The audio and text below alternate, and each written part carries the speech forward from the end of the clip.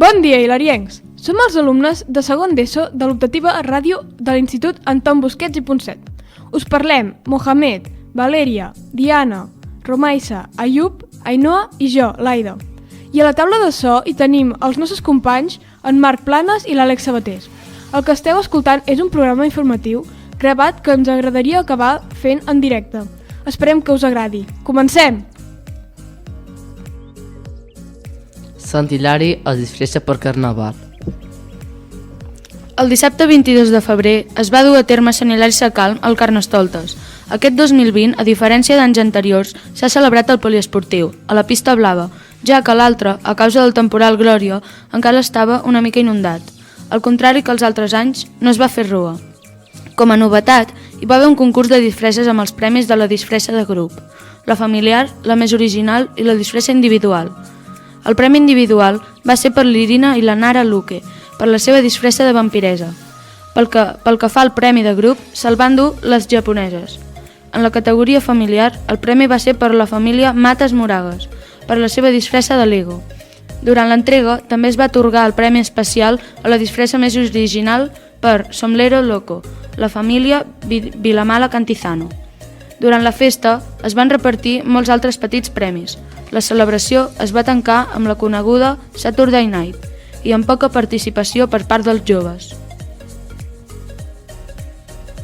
Activitats durant el mes de març per celebrar el Dia de la Dona. El passat divendres 6 de març es va realitzar a l'Espai Aqua un sopar per celebrar el Dia de la Dona. Hi van participar unes 200 dones segons l'organització. El sopar que va ser organitzat per l'Ajuntament de Sant Hilari i per l'associació La Violeta. Hi va haver sopar, música, màgia, regals i molta diversió. Raquel Saranga, participant en el sopar, ens explica com va anar. Va ser una vetllada molt agradable. Després del sopar ens van oferir un espectacle de màgia. I per finalitzar, tothom a la pista a ballar. Després de l'èxit absolut d'aquest any, amb 200 assistents, segur que l'any que ve ho podrem repetir. Aquest, però, va ser un dels molts actes que s'han organitzat aquest mes per commemorar el Dia de la Dona. Per exemple, el passat 4 de març es va fer una xerrada a la biblioteca amb Assumpta Montellà, autora del llibre El silenci dels tallers, que dona veu a les dones i nenes que durant dècades van treballar a les colònies tèxtils de Catalunya. I el 8 de març va tenir lloc el vermut del Dia de la Dona. Va ser en aquest acte que es van anunciar els noms de dona opten a posar nom a la biblioteca del nostre poble. La biblioteca tindrà nom de dona. A Sant Hilari Sacalm s'ha iniciat una mena d'eleccions per posar el nom de la biblioteca. Aquest procés es va iniciar el 8 de març, Dia de la Dona, i durarà fins al 9 d'abril. Hi ha 3 propostes, totes amb noms de dona. Les propostes són Soledat Ridaura, Teresa de Saleta i Maria de Solterra. La directora de la biblioteca ens ho explica com va sorgir la idea. Posar nom de dona a la biblioteca sorgeix d'una iniciativa d'Esquerra Republicana on proposa posar noms de dona als carrers de Sant Hilari perquè hi ha molt pocs noms de carrers que portin nom de dona i el PIC ho recull i proposa posar nom de dona a la biblioteca. Feia temps que es pensava posar un nom i van dir que seria un bon lloc per posar nom de dona. Des de la biblioteca el que es vol és que aquestes dones siguin de Sant Hilari i que s'hagin significat històricament i culturalment. Això ens va costar una mica de trobar. Nosaltres tenim un plantejament de dones que fes més temps que haguessin viscut, però no vam trobar cap font d'informació que ens pogués donar noms de dones referents. Obert el termini per a inscriure's al curs de monitors.